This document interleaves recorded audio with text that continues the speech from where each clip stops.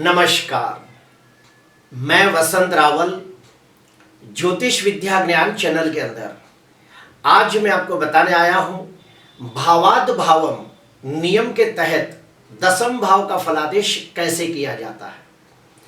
सबसे पहले मैं आपको बताना चाहता हूं कि भावाद भावम ये नियम होता क्या है।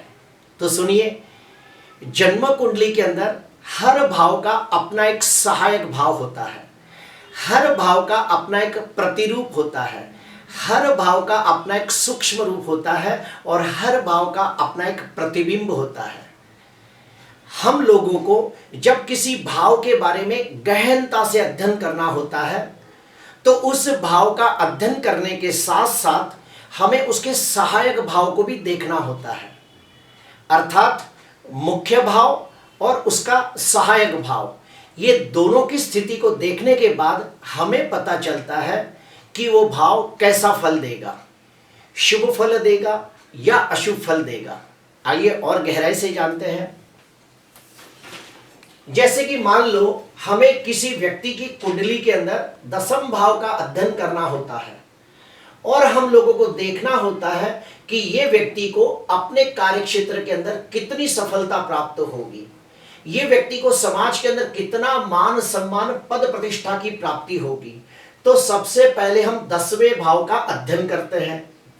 उसके बाद दसम भाव से दसम भाव अर्थात सप्तम भाव, ये सप्तम भाव दसम भाव का सहायक भाव है, अर्थात ये मुख्य भाव, ये उसका सहायक भाव।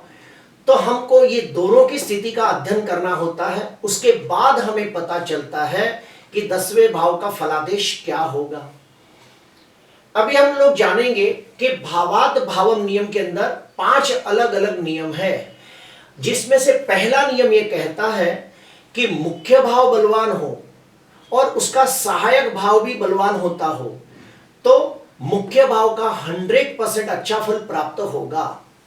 एग्जाम्पल के साथ लेते हैं कि वृषभ लग्न की कुंडली के अंदर आप देखिए, भाग्याधिपति शनि कर्म भाव के अंदर स्वगृही होकर शश योग नामक पंच महापुरुष राजयोग बना रहा है, तो निश्चित तौर पे कर्म भाव शुभ स्थिति में हो गया। अभी दसम भाव से दसम भाव अर्थात सप्तम भाव, ये कर्म भाव का सहायक भाव है, इसकी स्थिति को भी देख लेते हैं। सप्तमाधिपति मंगल नवम भाव के अंदर उच्चका होकर बैठा है और लग्नेश खुद शुक्र सप्तम भाव में बैठा है, तो सहायक भाव भी बलवान हो गया, अर्थात मुख्य भाव भी शुभ हो गया, उसका सहायक भाव भी शुभ हो गया।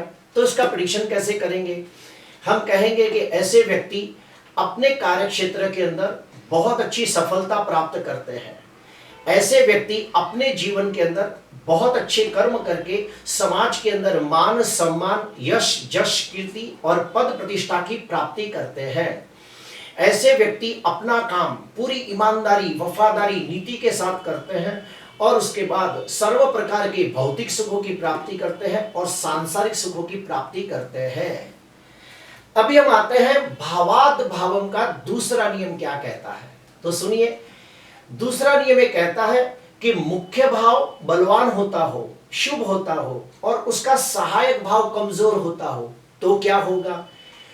तो जो शुभ फल प्राप्त होने वाला है वो 80 या 85% अच्छा फल प्राप्त होगा। सहायक भाव कमजोर होने की वजह से 15 या 20% शुभ फल में कमी आ जाएगी। एग्जाम्पल के तौर पे लेते हैं कि कन्या लग्न की कुंडली के अंदर आप देखिए, लग्नाधिपति बुध खुद स्वगृही होकर भद्रयोग नामक पंच महापुरुष राजयोग बना रहा है।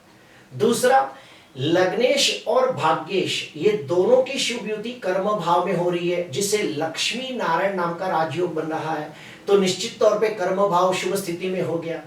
अभी दसम भाव से दसम भाव यानी कि 7वां भाव, इसकी स्थिति को भी देख लेते हैं।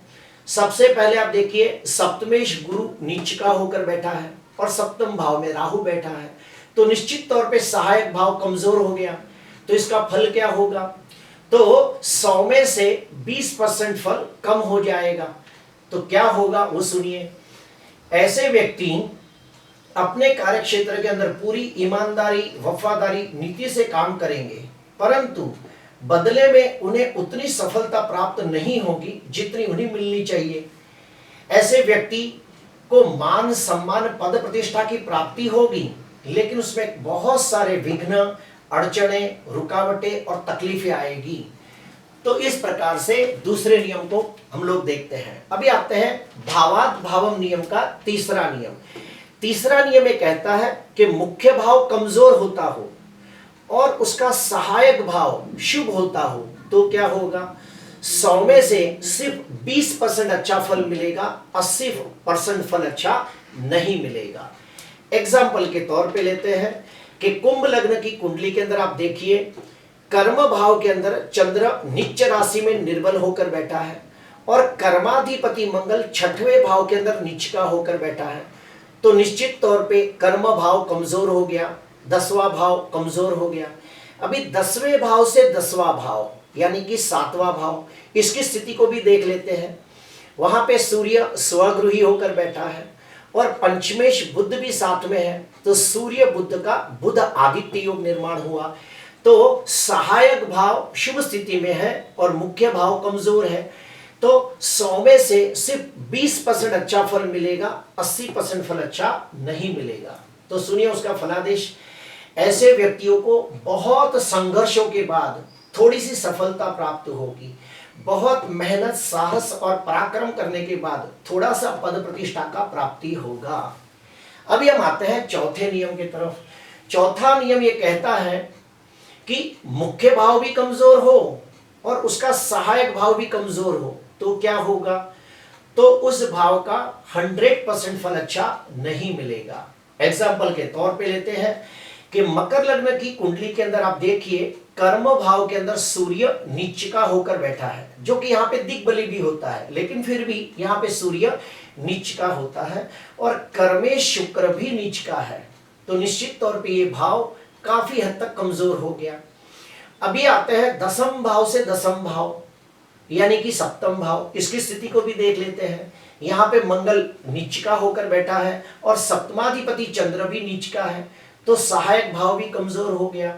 तो ऐसी स्थिति में हम कहेंगे कि ऐसे व्यक्ति बहुत मेहनत करेंगे, बहुत मेहनतू होंगे, अपने कार्य के प्रति पूरा समर्पण भाव करेंगे, लेकिन उन्हें मुश्किल से थोड़ा सा अच्छा फल मिलेगा क्योंकि यहाँ सूर्य दिग्बली होता है। बाकी 90% फल अच्छा नहीं मिलेगा। क्यों? क्योंकि यहाँ पे मुख्य भाव भी कमजोर है, उसका सहायक भाव भी कमजोर है। अभी हम आते हैं आखिरी नियम के तहत, पांचवा नियम।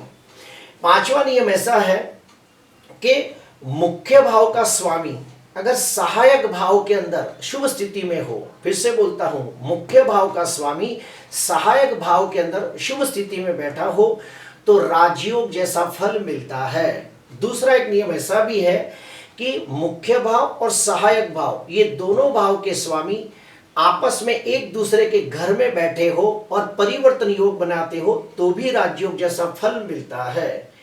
तीसरा एक नियम ऐसा है कि मुख्य भाव और सहायक भाव अगर स्वगृही, मित्र क्षेत्री, उच्च के होकर केंद्र में, त्रिकोण में या फिर दूसरे 11वें भाव में बैठकर आपस में युति, प्रतियुति या दृष्टि योग बनाते हो तो भी राजयोग जैसा फल मिलता है। प्रिय दर्शकों, आज मैंने आपको बताया कि भावात् भावम ये नियम के तहत 10वें भाव के अंदर कैसे फलादेश किया जाता है। इसके अंदर एक सीधा साधा बात यह है कि मुख्य भाव बलवान हो और उसका सहायक भाव भी बलवान हो तो 100% फल अच्छा प्राप्त होगा। मुख्य भाव कमजोर है और सहायक भाव भी कमजोर है तो उसका फल बिल्कुल अच्छा नहीं मिलेगा। प्रिय दर्शकों, आज के लिए बस इतना ही। आपको अच्छा लगा हो तो जरूर लाइक करना, सब्सक्राइब करना। नमस्कार।